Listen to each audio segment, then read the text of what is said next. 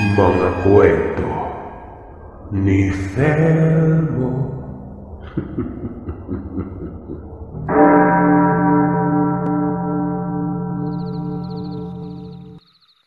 Mapagpalang araw sa inyo, Sir Seth. Matagal na din akong nagplano na magbahagi ng kwento. Sadyang hindi lang ako nabibigyan ng pagkakataon. Bukod pa dyan, namimili din ako sa kung saan ko ipapadala.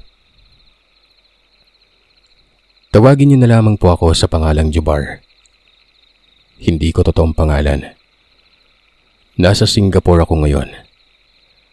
At dahil sa bitbit ko ang karanasang nangyari sa akin dati nawila ako sa pakikinig ng kasing tulad ng kwentong naranasan ko. Tandang-tanda ko ang lahat ng nangyari noon. Dekada 80. Sa lugar ng Sapian. Sa may Panay. Nasa 15 taong gulang ako ng mga panahon na yon. Pero kahit sa murang edad, batak ako sa trabaho. Hanggang elementarya lamang ako. Pinili ko kasing tulungan ng tatay ko noon sa pagpupunong o pag-fish pond, na siya namang pagmamay-ari ng mayamang pamilya dun sa lugar na yon. Malapit lang talaga sa palaisdaan ng bahay namin. Nakatirik ito sa gitna ng kabi-kabilang mga pilapil. May mga kapitbahay naman kami pero medyo may kalayuan. Siguro naman, may lalarawan na natin ang sitwasyon ng palaisdaan. Sa tuwing gabi, namamangka kami ng tatay. Sinusuri ang mga lagusan ng tubig at baka may sira nun. Marami kasi mga pilyo ng panahon na ito. Binubuksan ng bukana. Tapos ay may ilan ding mga naghahagis ng lambat. Para bang may-ari ng palaisdahan na basta-basta na lamang ng lalambat nun. Sobrang dali pa naman manghuli nitong mga bangus kasi nga maamo, lalo na't nasanay na sa mga tao. Hagisan mo lang ng feeds magdadagsaan ng mga ito. Kahit tirador kapag tinira mo sa tubig, may tatamaan talaga dahil nga sa dami nun. Gabi-gabi yun. 4 na miyembro meron ng pamilya namin. Si Nanay Beth, Tatay Zaldi, kapatid ko na si Toto, at ako. Itong si Toto ay nasa edad 10 taong gulang pa lamang noon. Meron siyang autism, kaya nga hindi na iwan-iwan sa bahay. Lagi lamang naroroon ng nanay ko. Medyo malala ang autism niya. Kung magagalit, galit talaga at nagwawala. At kung masaya naman, masaya tapos naglulumpasay dito sa saya. Minsan ay matino kausap, minsan hindi. Yun bang ang likot ng mga mata? Lalo na kapag nakikiramdam. Naawa nga ako sa kapatid ko na yon.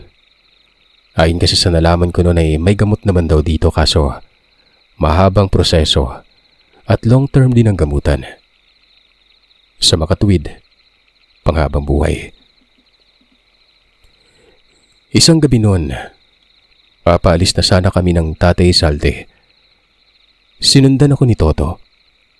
Hinihila niya ang damit ko kasabay naman ng pag-iling-iling niya. Ano bang problema to? Umuwi ka na, sabi ko. Pero hindi ako pinapakawalan nito. Kinakawayan pa niya ang tatay tapos umiiling-iling din ito noon. Naiintindihan naman namin siya. Ang ibig sabihin nito ay hindi niya kami papaalisin. Pero hindi naman kasi kapanipaniwala ang dahilan, Sir Seth. Sabi lamang nito, may masamang tao umano. Nakakatakot daw ito. Nakita niya raw kagabi na umaaligid sa bahay yon. May delusyon din kasi ang may ganitong sakit. Kaya hindi talaga namin pinapaniwalaan. Pero hindi kami nagpapakita ng hindi pagsang-ayon.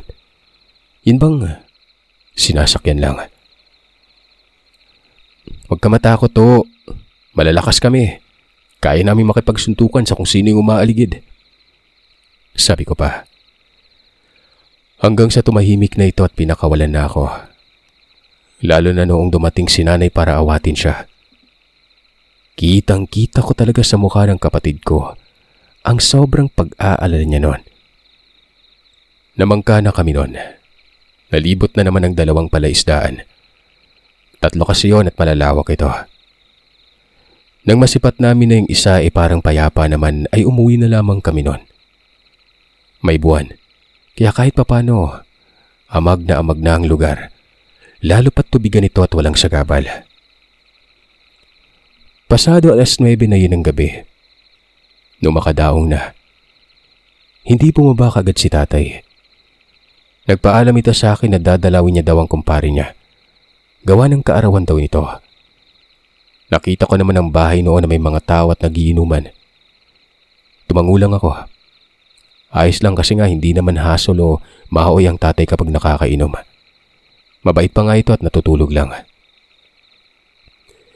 Mula sa dinaungan, mga ilang distansya pa bago ang bahay. Kinakailangan pang maglakad sa pilapil. Hindi kasi talaga nakabungad ang bahay namin sa mismong binabantayang palaisdaan. May madadaanan pang palaisdaan na pagmamayari naman ng iba yon. Habang naglalakad, nakikita ko na si Toto. Nakatayo lamang ito sa gilid ng bahay. Nakaangat ang kamay at naghuhudyat ito na pinapadali ako. Napangisi ako noon. Natutuwa sa kanya. Naiibsan ang lungkot ko dito. Mga ilang dipa na lang at sasampa na ako sa dulo ng pilapil pero may napansin akong tao na parabang nakadapa doon sa gilid ng pilapil na yon. Huminto ako noon. Maigi kong tinitigan ito. Sa unang tingin ko ay tao talaga yon. Nakadapa na parabang palaka. Nakabahag lamang din ito at ubod ng itim. Yan bang lagumon kung tawagin? Hindi naman ako natakot. Nagtataka lamang ako kaya naman lumapit na ako at inalam kung sino ba itong taong ito. Nasa ibaba ko na siya banda nun. Nakayuko ang ulo niya na parabang nahihiya. Pero sobrang bantot at alam kong galing ito sa kanya. Tinawag ko si nanay at sinabihan kong magdala ng flashlight. Tumugon naman ito at inutusan si Toto na iabot sa akin ang ilaw. Pero hindi lumapit ang kapatid ko na yon. Hinagis niya lang yung flashlight. Mabuti at nasaluko naman ito. Pagpatama ko ng ilaw sa tao, nagtayuan ng balahibo ko sa katawan.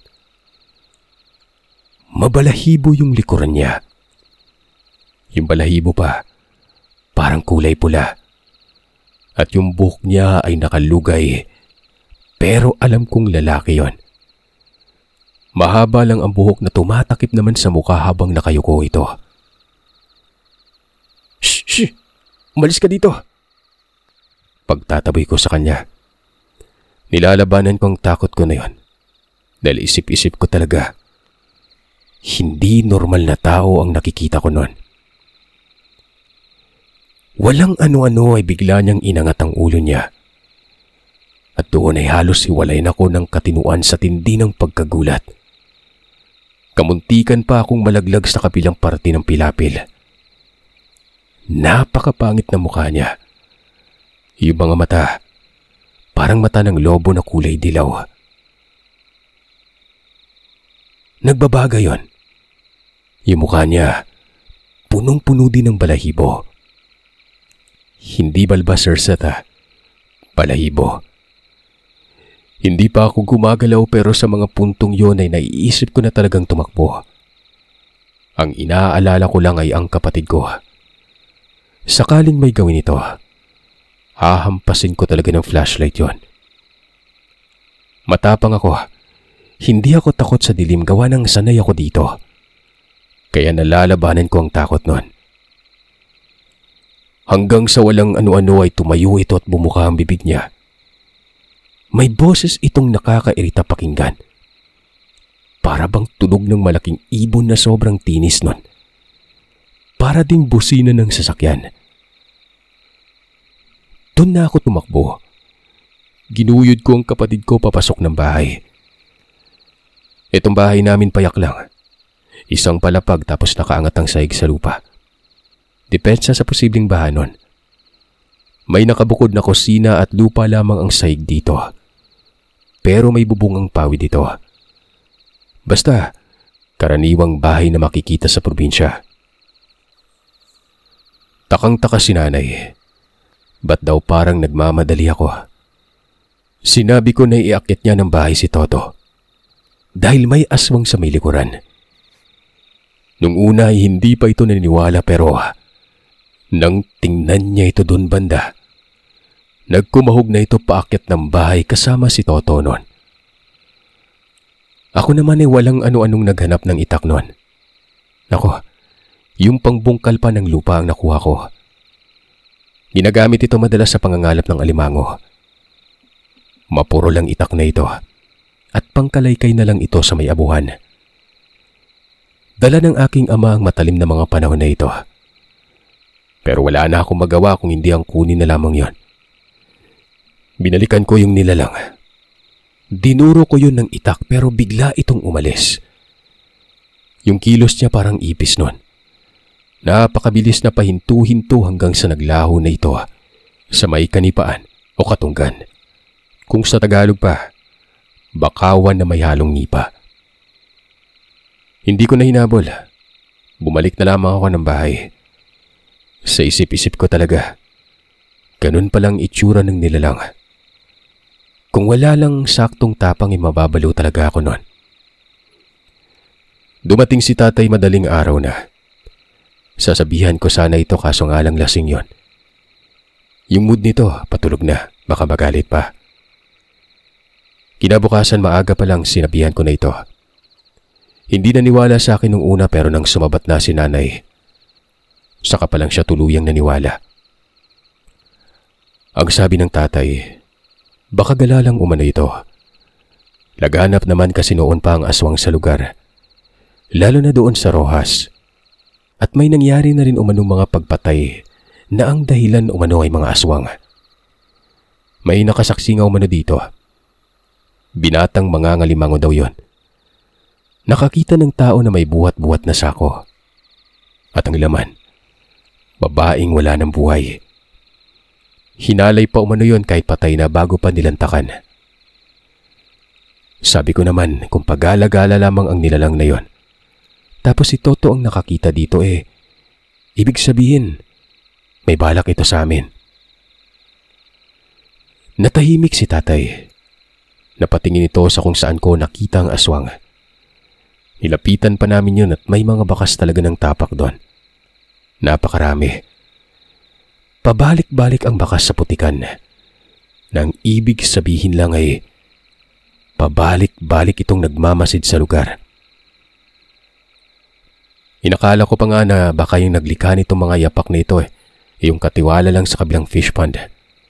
Pero hindi pala. Mula ng araw na yon ay hindi muna kami namamangka. Nagbabantay lang sa paligid gabi-gabi. Hanggang sa antukin na lang at doon na nagpapahinga. Mga isang linggo, nagkasigawan ng mga kapitbahay namin. Doon ito banda malapit sa may kalsada. Malalim na yung gabi nun. Ang pagsisisigaw pang yon ay may kasamang palahaw. Animoy may kung sinong namatay. Dali-dali kaming nagtungo ng tatay ko doon. Sumita pa ang nanay pero hindi na kami nakinig pa. Nang makarating kami sa lugar, may ilang tao na nasa likod ng isang bahay doon. May bitbit itong mga ilaw. Nagulat ako gawa ng may biglang umamba ng pagtaga ng itak. Sabi na lang ni tatay kaagad nun kami lang yon. Doon ay napag-alaman namin na may dumukot daw sa bata. Aswang umano. May nakakita daw. Bigla na lang may sumulpot sa kusina at kinuha ang bata na nasa duyan nun. Yun ding bahay na pinuntahan namin. Dito nakatira ang pamilya ng batang yon. Nakita ko pang nag-iiyak ang mga magulang. Nagwawala ang mga ito at galit na galit. Pagtingin ko sa bandang kakahuyan, may mga tao doon na tila tumatakbo. Naisip ko na baka hinahabol nga nilang nilalang na yon. Habang si tatay napatitig sa akin tapos tinapik at nagutyat ng tangunon. Sumunod ako sa kanya. Pauwi na kami. Sabi niya sa akin ay yun na siguro ang tinitiktikan ng nilalang. Yung batang ilang buwan pa lang. Doon ko napagtanto na hindi pala kami ang punteriya. Pero may naiisip si tatay nun, na dapat pala ay ipinaalam daw namin ito sa mga tao para kahit papano'y maging alisto at mapagmatyag. Naisip kong tama si tatay pero tingin ko, hindi namin dapat sisihin ang sarili. Malay ba namin na iba palang tirada nun?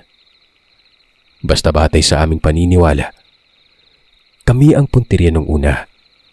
At iniingatan din naming sabihin ito gawa ng baka magdulot lamang ng katatakutan o gulo sa lugar namin.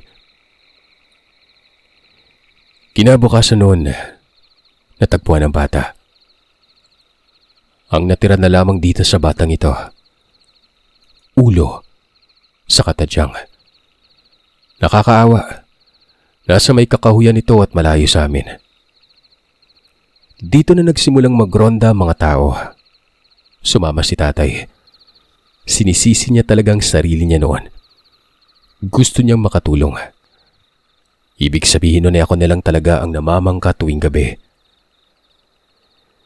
Ilang araw ang nakalipas. Tumigil na sila. Tinanggap na lamang ng pamilya na hindi na matatagpuan pang nilalang. May kasama pa silang albularyo pero ayon daw dito. Taga-malayo ang nilalang na yon. Posibleng sa gitnang panay ito dahil doon naman talaga namumugad ang mga ganitong nilalang. Pero sa kabila ng lahat, itong si tatay, parang na-paranoid. Hindi napapakali. Kinakain umano siya ng konsensya. Kaya naman nagpatuloy siya noon kahit siya lang mag-isa. Nabahala naman ang husto si nanay. Kasi nga wala namang kakayanan ng tatay sa pagpuksa sa aswang eh. Ni albularyo nga, hindi natagpuan eh. Paano pa kaya siya na wala man lamang alam sa larangan ng karunungan? Pero matigas ang ulo niya. Nagagalit kapag sinisita. Kaya ayon, hinayaan na lamang namin. Nagpatuloy pa rin ako sa pamamangka. Hanggang sa isang gabi nun. Nung pumuslit ako sa maliit na kamalig doon sa may dulo ng palaisdaan, may napansin akong pagkabilis-bilis na tumatakbo. Isipin niyo may tubig yung tinatahak niya, pero hindi man lang ito lumulubog.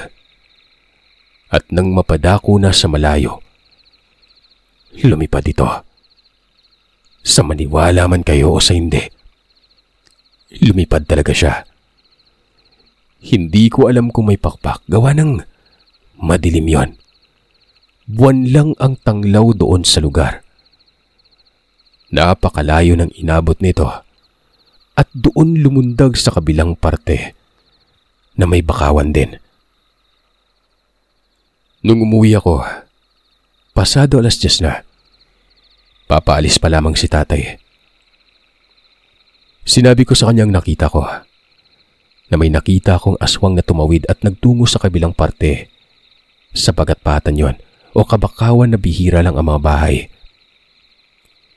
Walang ano-ano namang pinuntahan ng tatay ang kakilalang albularyo sa lugar. Sumunod ako sa kanya. Alam ko na yung gagawin nito. Pupuntahan nila yung nakita ko. May dala akong itak noon at yun pa ring pangbungkal pero binaid ko ito o hinasa nun. Tapos ay may subo ng langis ng motor. Nagalit pa si tatay pero hindi ako nakinig sa abiso niya. Sasama ako kapag natungo siya roon sa ayaw at gusto niya. Dagdag ko pa, si nanay ay mababaliw na sa pag-aalala sa kanya at maging ako noon ay hindi napapanatag. Hindi siya kumibo. Nung makarating sa bahay ng albularyo, kaagad sinabi ng tatay ang mga nakita ko noon. Maging ang lugar kung saan nagtungo ang nilalang. Itong albularyo ay itago na lamang natin sa pangalang Mang Sidoy.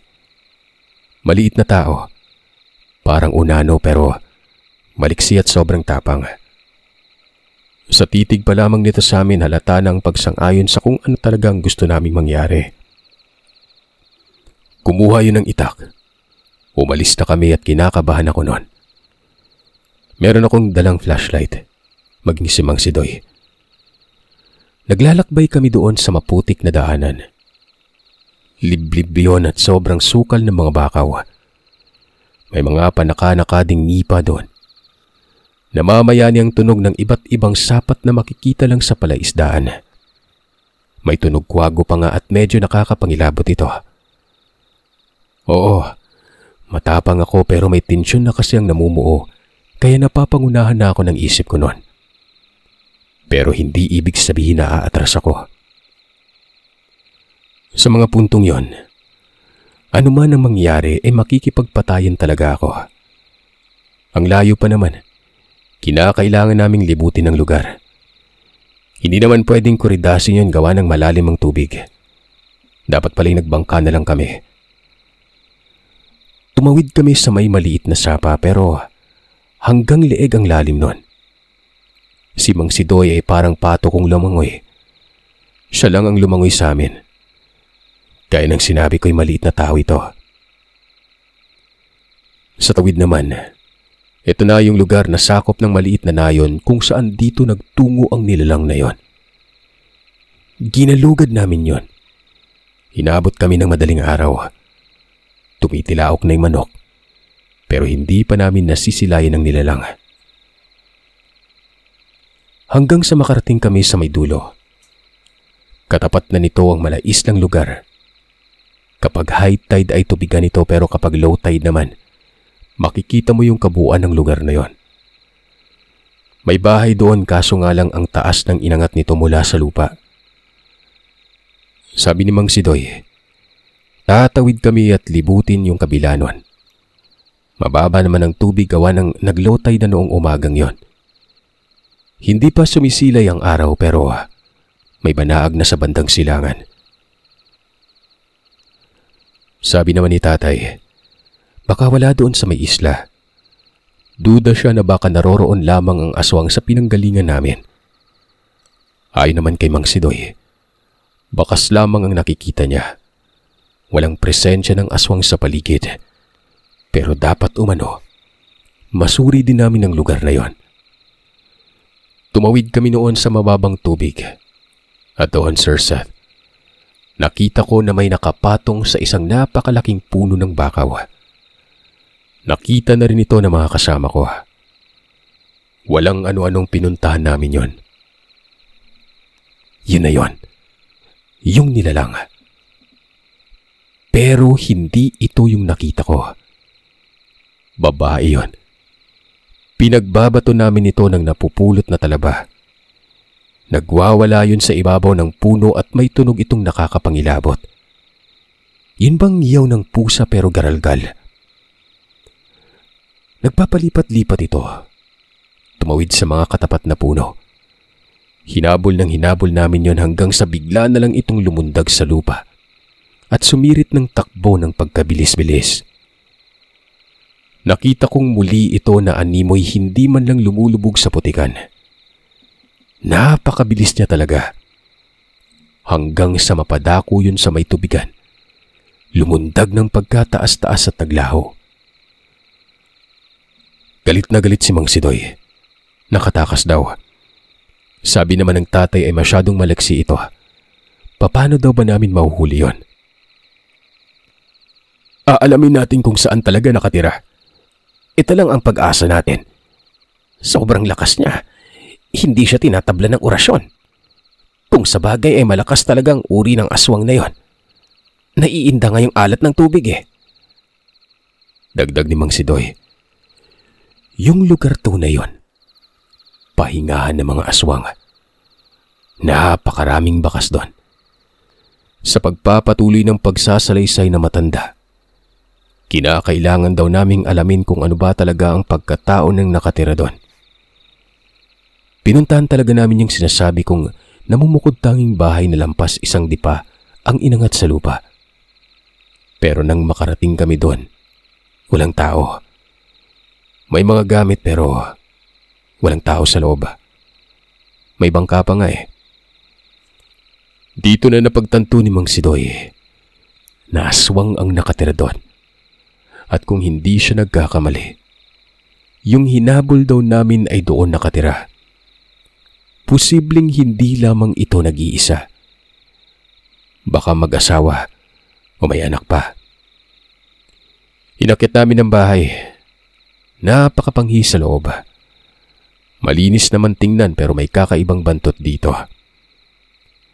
Ang sabi ni Mang Sidoy ay gibain daw namin ang bahay. Maliit lang naman umano yon. Ang mga haligi daw nito, tadtarin namin hanggang sa bumagsak na sa putikan.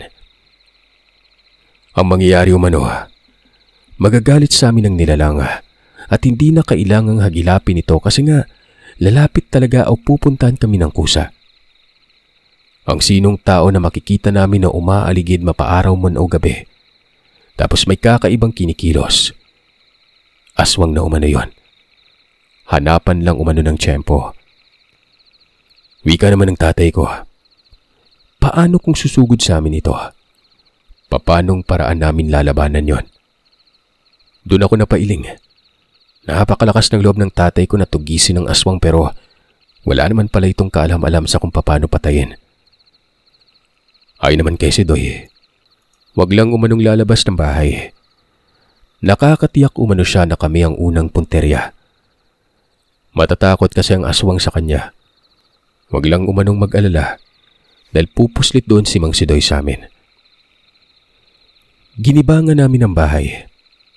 Hindi na ito may tsura. Kinakabahan ako kasi nga baka tao lang ang nakatira.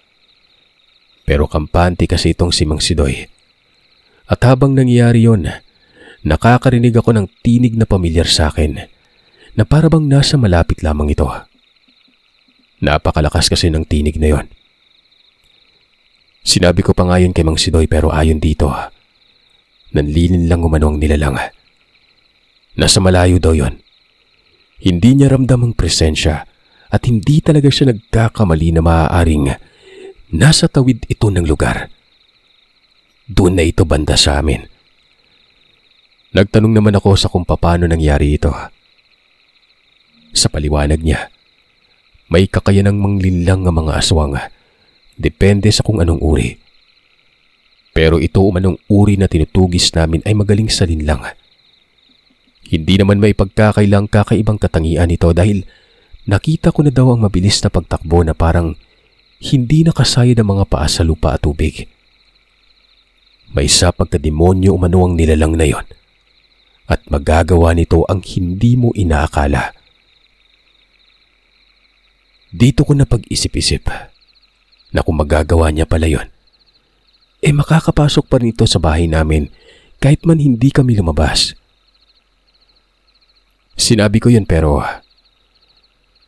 bendetado ang mga bahay, lalo na kapag may altar at buhay ang mga pagdarasal dito lagi. Walang aswang ang makakapasok sa bahay.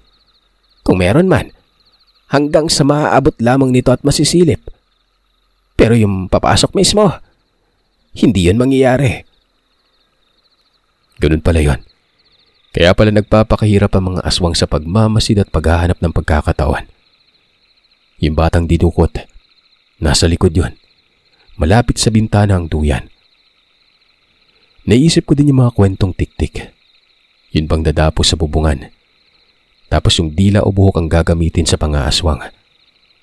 Di ba nga pwede namang pumasok talaga gawa ng may abilidad ang mga ito. Pero bakit hindi nga ba makapasok? At yun pala ang dahilan. Nung matapos ng gibain ng bahay, sumikat na rin ang araw. Kitang-kita ko noon ang malapad na dalampasigan na may mga nakauslipang corals. Low tide na low tide.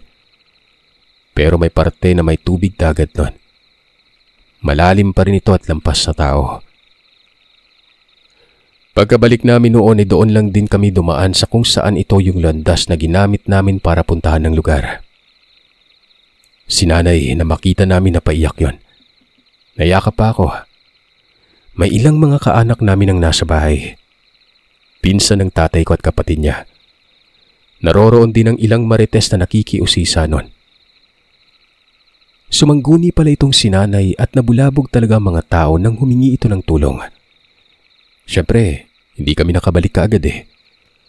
Pero nang makita naman kami noon ay naging panatag ang mga ito. Hindi namin sinabi ang mga nangyari. Bagkos hanggang sa paghahanap lamang at wala kaming natagpuan. Nagpaalam na si Mang Sidoy. Kumindat pa ito sa tatay. Nagsenyas ng daliri na ang ibig sabihin. Pabalik siya. Kinagabihan noon ay takang-takang nanay kung bakit sobrang agresibo namin. Hindi kumikibo. Panay sipat sa baligid. Hanggang sa hindi na ito nakatiis. Nagtanong na ito. Dito ay pinaliwanag ni Tatay Saldi ang maaaring maganap. Takot na takot ang nanay. Pero naging kalmado naman ito nang dumating si Mang Sidoy. Pinaintindi yung maigi. Ito namang kapatid ko ay sobrang likot nun. Tumatalon-talon tapos nakasimangot ang muka. Paulit-ulit na sumisilip sa bintana, sa itaas, at may tinuturo. Maya-maya ay nagsalita itong si Toto at sinabing nakita niya umano ulit yung pangit na tao. Nagkatitigan kami ni tatay. Walang ano-anong tinanong si Mang Sidoy kung totoo ba ang mga sinasabi ni Toto noon. Humiling naman itong si Mang Sidoy. Wala daw siyang nararamdaman. Baka namamalikmata lamang umano itong kapatid ko. Ang nakapagtataka lang, ayaw tumigil ng kapatid ko kaya naman pinakalma ko ito. Pinahiga, kinumutan. Pero dama ko ang panginginig ng kanyang katawan. Sabi pa nito, ang nakikita niya umano, dalawa. Ang sasama umano ng itsura na para siyang kakainin. Sinasakyan ko naman siya para na rin tumahan na. Sa pagitan ng alas 11 at alas 12 ng gabi nun, bumangon si Toto at muling sumigaw. Napakalakas ng boses niya. May tinuturo pa rin sa labas. Nababagabag na ako. Nagdududa. Hindi kasi nagsisinungaling yung kapatid ko. Bagamat ayon sa manggagamot ay walang presensya pero tinungo ko yung direksyon kung saan ito ang tinuturo ng kapatid ko nun. Sinuri ko ang gilid ng palaisdaan. May mga damo doon at sinuri ko din yon. Nagpatuloy ako at medyo malayo-layo na ng konti sa bahay. Nakita ko ni tatay. Sumunod ito. Maya-maya lang, may nakita ako mga tao. Nakadapa ang mga ito. Kapareha ng mga nakita ko noon. Mabilis kong sinabihan si tatay na merong aswang. Tumakbo ako pabalik. Ganun din ang ginawa ng aking ama. Habang si Mang Sidoy ay sinalubong kami. Narinig niya kasi ang pagsigaw ko noon. Nagtanong ang albularyo kung saan banda. Gawa ng wala talaga siya umanong nararamdaman. Sinabi kong doon banda ito sa may puno ng talisay, sa bandang may mga bangka. Tinuro ko ito, pero ganun na lang ang panlalaki ng mga mata ko. May mabilis na paparating sa amin nun. 2 tao. Bumunot na ako ng itak. Ganun din si tatay. Habang si Mang Sidoy naman ay para bang nagtataka. Nung malapit na ang mga yon, saka ito nagsambit ng mga kataga. Kasabay noon ang unti-unti niyang paglapit sa dalawa. Habang itong dalawang papalapit naman, napatigil na para bang may nararamdamang hindi maganda. Narinig ko ang pag-ungol nila noon. Nung malapit na talaga si Mang Sidoy ay pinagtatataga niya ang dalawang yon. Nakita kong lumapit na rin si tatay. Tinulungan yung albularyo. Doon na ako lumapit at tumulong na rin. Hindi ko alam pero para pang nawalan na lakas sa mga nilalang na yon. Bagamat ito yung mga nakita ko na babae at lalaki pero hindi na sila ganun kaliksi. Natatamaan talaga ito ng itak. Ako nga nakakatama nun eh. Atras lamang sila ng atras, pero hindi namin tinitigilan sa pagtaganon. Hanggang sa ang isa sa mga ito ay natumba. Si tatay na ang nagpatuloy doon. Tinaganan niya, pinagtataga sa ulo. Habang yung babae naman ay umiiyak. Nakatuon ang atensyon nito sa kanyang asawa na patuloy na tinataga ng tatay. Lumalaban ito pero nakikita ko talaga na hindi nakakapalag. Maliit na tao lang si Sidoy. Malapad at malaki ang mga nilalang. Pero walang laban yung mga ito. Ako naman ay pasundot-sundot ang taga. Nakakapatama pa rin ako. Pero hindi ganun kalala ang pinsala. Dinig kong tunog na nasa parang nagsisibak ng kahoy. Kasi nga mapurol yung itak ko eh. Atras ng atras ang nilalang. Patuloy sa pag-iyak yon. Hanggang sa nalaglag na ito doon sa may palaisdaan.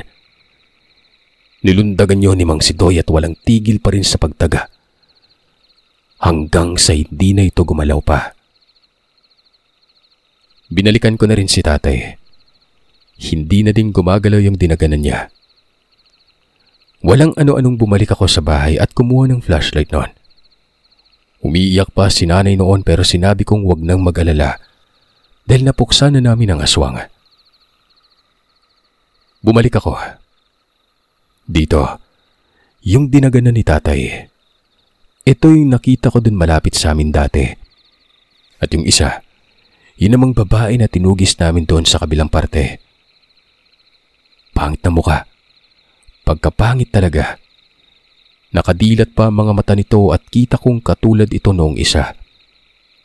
Dilaw ang mata niya. Hindi naman matutulis ang ngipin lahat. Yung pangil lang medyo umuslipan ng konti pero ang itim na mga labi nun. Nagtanong ako sa kung bakit nang hina ang mga ito. Na bakit ganun na lang kadali na puksa. Samantalang nahirapan naman kami noon habang hinahabol. Lalong-lalo na yung babaeng aswang sa kabilang parte. Ayon kay Mang Sidoy, ibang orasyon ang ginamit niya. Hindi daw kasi tumatalab ang karaniwang pangbasag. Kaya malalimang orasyon na ang sinangbit niya noon. Basta, wag na lang daw ako magtaka dahil nga albularyo siya. Kabisado niya mga karunungan. Bagamat pumalpak kagabi may ibang paraan naman umano.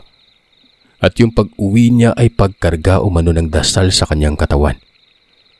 Ito ay para lumakas siya at magkakabisa ang talandrong pampahina sa mga nilalang na yon. Si tatay ay nagpaalam na pupuntahan niyang pamilya na nawalan ng anak. Pinigilan pa ito ni Mang Sidoy pero hindi na nakinig pa si tatay. Gusto niyang maramdaman ng pamilyang hustisya. Habang nangyayari naman ito, nagpatulong sa akin si Mang Sidoy na ipagbuklod daw namin ang mga aswang.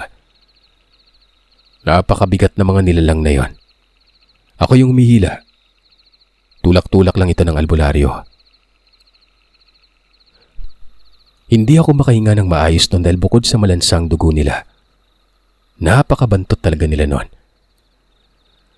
Pagkabalik ni Tatay Zaldi, kasama na ang mag-asawa na magulang ng bata. Galit na galit itong lalaki. Tinatadyakan pa ang mga aswang kahit wala ng buhay. Inawat naman yun ng tatay noon nang hindi talaga tumitigil. Binagsakan pa ng bato ang ulo ng lalaki na yon. Ang sabi ni Mang Sidoy, total ay alam na ng mga ito na patay na mga aswang. Hanggat maaari daw ay hindi na ito malalaman ng iba. Hanggang doon lang sa amin na nakasaksi sa mga labi na yon. Magiging usap-usapan kasi ito sa lugar at mahirap magpaliwanag umano. Ang masaklap pa, kapag nakarating sa kinauukulan, magkakaroon pa ng pag-iimbestiga. Sumang-ayon na mag-asawa, nagpasalamat din ang mga ito. Sinunog lang namin ang mga labi doon sa gilid ng palaisdaan, Sir Seth. Nagakot kami ng sangkatutak na panggatong. Tumulong na din yung mag-asawa. Hindi naman mabahay sa parte na lugar na yon, kaya malayo itong malaman ng iba. Pero nangamoy inihaw talaga yung lugar. Hindi namin iniwan hanggat hindi naabo. Paulit-ulit na nilalagyan ng mga panggatong. Inabutan na kami ng umaga. Dito ko na nakita ng malinaw ang mga itsura namin noon. Marami akong dugo sa katawan. Si tatay parang hinilamos ng dugo noon. May mga tilagsik pa sa mga bangka na nakataob doon.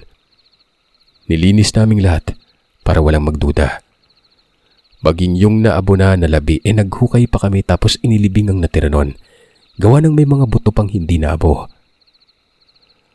Ayon kay Mang Sidoy, kung tama siya ng hinala na may mga anak ang mag-asawang aswang na yon, dapat ay hindi daw kami magpakampante.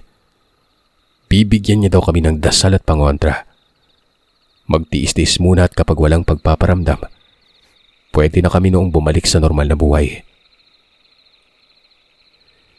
Isipin niyo, Sir Seth, hinarvest na lamang yung mga bangus na binabantayan namin pero hindi kami tumulong. Dapat kami ang nanguna. Nagtaka pa ang may-ari. Nagdahilan yung tatay, sabi niya, masama lang talagang pakiramdam niya at ilang araw nang nakahiga nun. Naawa pang may-ari at sinabing siya daw ang bahalang gumastos sa pagpapasuri kay tatay sa ospital. Magpatingin ito at nang maagapan kagad kung anong sakit yon. Baka daw malala pa. Nagpipigil talaga ako ng tawa nun. Hindi nakatanggi si tatay. Ayon naman sa lumabas na resulta sa eksaminasyon, mataas lamang daw ang dugo at kailangan lang ipahinga ang katawan. Napapamura ako nun. Para bang nagtrabaho sa kumpanya tapos nag-absent kasi nga may hangover at lagnat ang dahilan. Nagpa-check up para may medical certificate para ma-validate ang pagkakaroon ng sakit. Pero magpaganon pa man, ayos lang ito sa may-ari. Sapat na yung pagpapatingin sa doktor at kahit papanay malusog naman. Walang malalang sakit at baka labis na pagkapagod lang. Sa panig naming pamilya, lumuwag na din ang pakiramdam namin. Wala nang nagparamdam pa na aswang. Hindi ako nagtitiwala doon kay Mang Sidoy. Ang batayan ko noon ay ang kapatid ko. Oo, at mayroong sakit itong si Toto pero malakas yung pakiramdam eh. Gabi-gabi ko siyang binabantayan. Maging yung mga araw nga na sa tingin namin niligtas na kami, binabantayan ko pa rin ang pahiwatig niya. Lahat ng pangyaring ito, Sir Seth, dahil lang sa aswang na dumalaw sa may sapian panay.